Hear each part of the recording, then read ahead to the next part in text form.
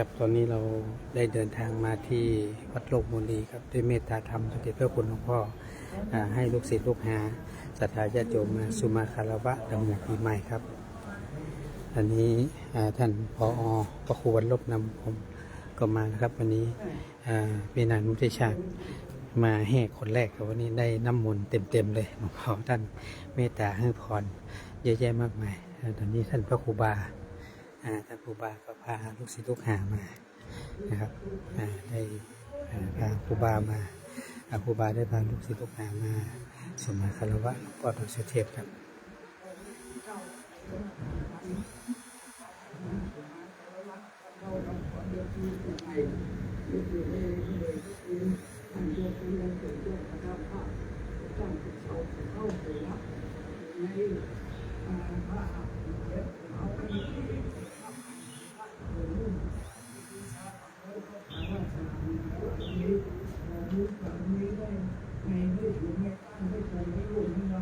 มีงานไปหน้า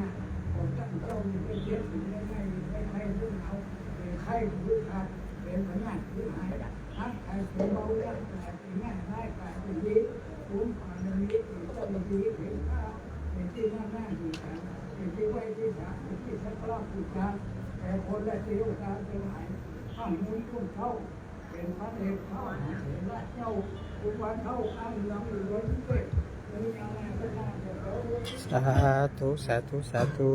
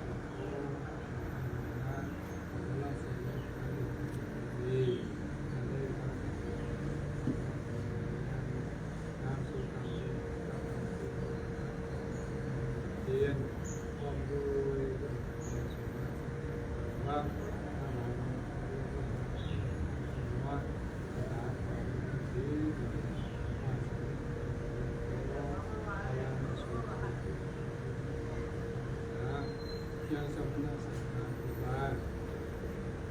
Oben berlatih untuk masuk menyuman menyapa kita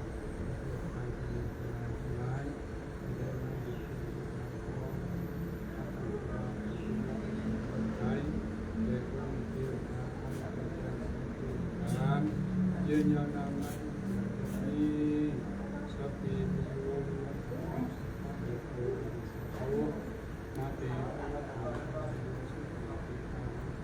ว่าอาภิวาสังพุทธา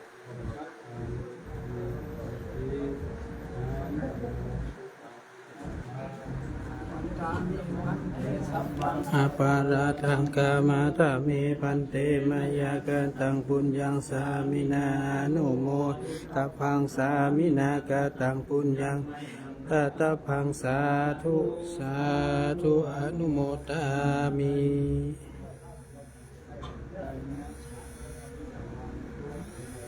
สาธุสาธุสาธุ